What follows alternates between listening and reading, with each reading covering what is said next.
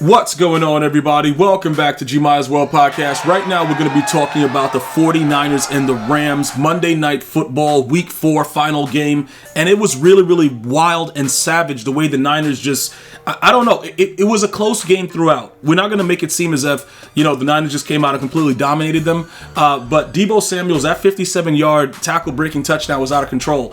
Ramsey needs to learn to tackle and also how to cover dudes, bro. Because I don't know what he was doing, but it's bigger than that. D'Amico Ryans, the defensive coordinator, is probably going to be a head coach in the league very, very soon. That Niner defense is playing out of control.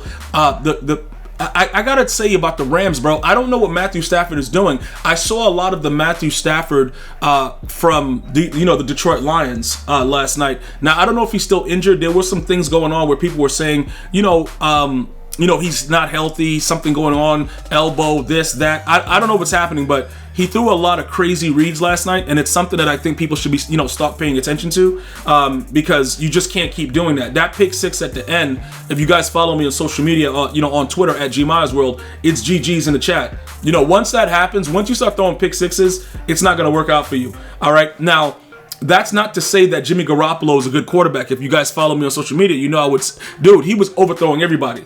And then, he made some decent throws. One of the throws that he made late that was incomplete, I thought it was a really good throw, but it just didn't work out, in the end zone. But he seems to also be blind in both eyes. Like, I don't know what's going on realistically, but the Niners defense and DEEBO Samuel are two things that give me a lot of excitement to watch the 49ers. Keep in mind that Kittle didn't get a pass until the second half or something like that. Like he didn't even target him.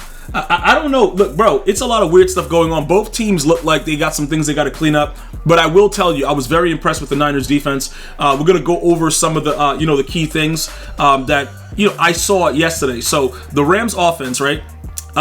Some people, including Skip Bayless on Undisputed, don't give OBJ a lot of credit.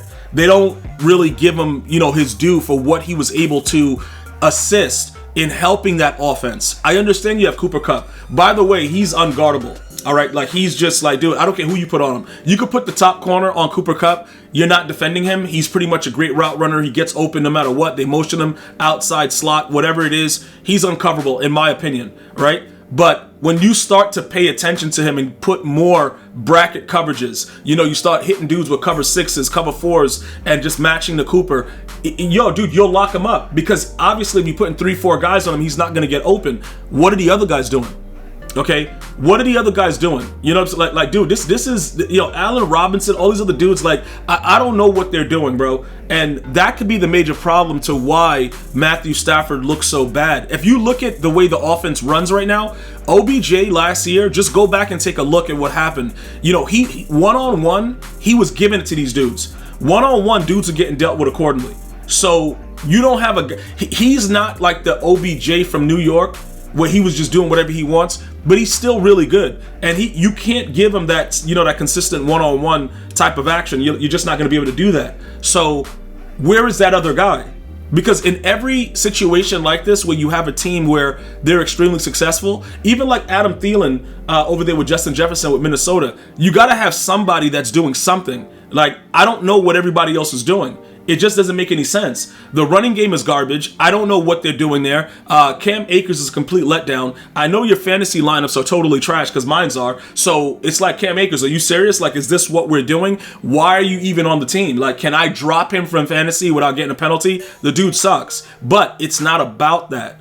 What it's about is the Rams offense is just completely not what it was before without OBJ. And you can say whatever you want. You could disagree. It wasn't him. What was he doing in Cleveland? OBJ was a really good fit while he was healthy. Unfortunately, we know what happened in the Super Bowl, with his knee getting tore up. But he adds a different dimension to that offense. So as we go along, we're going to wait to see. Because Cooper Kupp had ridiculous amounts of targets. But at the end of the day, you can't keep going to him because, it's the NFL. The defense is going to be like, oh, let me think. Where is he going to go on third down? Oh, let me think. It's a crucial fourth down. Where are they going? You know what I'm saying? You can't keep just throwing the ball continuously to Cooper Kupp. So you're going to have to give him some help in that situation. Plus, Matthew Stafford and Cooper Kupp is covered. He don't know what's going on. He's like a deer in headlights. So somebody has to do something about this situation. And we have to get it done really, really quickly. Now, DEEBO Samuel, we spoke about the Niners defense. Nick Bosa out there doing whatever he wants. We got to talk about DEEBO Samuel. Okay, DEEBO Samuel is a really, really good player. And I know, we talk about it a lot when we just start to say, like, the undersized players. Like, you think about, like, Steve Smith. There's been a lot of guys that just been tough and, like, gritty. But it's something different about DEEBO because I don't think I've ever seen Steve Smith Sr. Go into the backfield and take a handoff. Like, this dude's a running back, wide receiver, all-purpose tight end, and you got to really put the work in to tackle him. And I believe that touchdown that he broke off, where he just broke like 3 tackles, not only was it horrific tackling from the Rams, but it pretty much made Garoppolo's night not as bad. And it made him look like he's suitable when we all know Garoppolo sucks. Like, it's a very interesting thing that happened with that one play. And that's what happens, when you look at these quarterbacks that are just, like, terrible.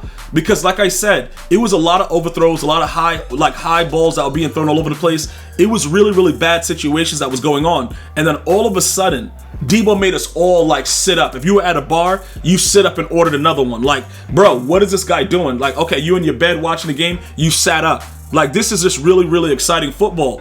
The problem is, you gotta, the yards after the catch, the yak that DEEBO gives him, that's the only reason Garoppolo's numbers were even halfway decent. But again, him by himself, see, this is where it gets very, very interesting as far as DEEBO and why I believe the Niners had to pay him.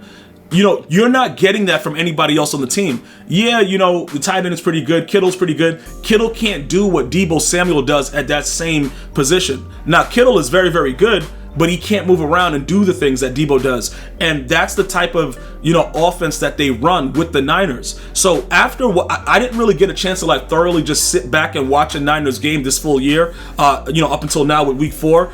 I'm like, their defense is pretty tough. We could say that the Rams' O-line is kind of trash. I would kind of agree with that as well. But defensively, they're pretty tough. They're a really, really tough defense. And right now, I think we got to start to put a little bit more respect on the Niners, bro. Like, everybody's talking about, oh my goodness, the Bucks, all the. We got to look at the Niners. We got to start taking a look at what's going on with this NFC West. Like, I'm taking a look at it. Like, bro, dude, they could probably go out here and make some noise. Like. Garoppolo's garbage, but like, he still got them to the Super Bowl. So if their defense is able to play like that and they can establish some type of running game, DEEBO can make 1 or 2 plays like we saw last night. Dude, the Niners, you know what I'm saying? Like, I don't know. If I'm the Niners, bro, I would probably run DEEBO in the backfield a lot more, depending on the type of game, because he's going to break one. He's always breaking one for like 50, 60 yards. And it's just something that's going to happen. You just have to put him in the right situation to get open. So that's what really stood out to me. Garoppolo is going to be Garoppolo. He's going to be average. He may make 1 or 2 plays that are suitable. But there's other things going on here where I'm really starting to look and see that the Niners may be able to make some noise. So, like, I'm just going to put that out there right now. If you're a Niner fan, you're probably feeling pretty good with the exception of Garoppolo today. That's pretty much what I got for you guys right now. I will see you guys during the week for Thursday Night Football and obviously the Sunday recaps. Possibly some more coming to the channel very soon. Thank you for watching. Hopefully you're having a blessed day. I'm going to see you guys and girls next time. One love, y'all.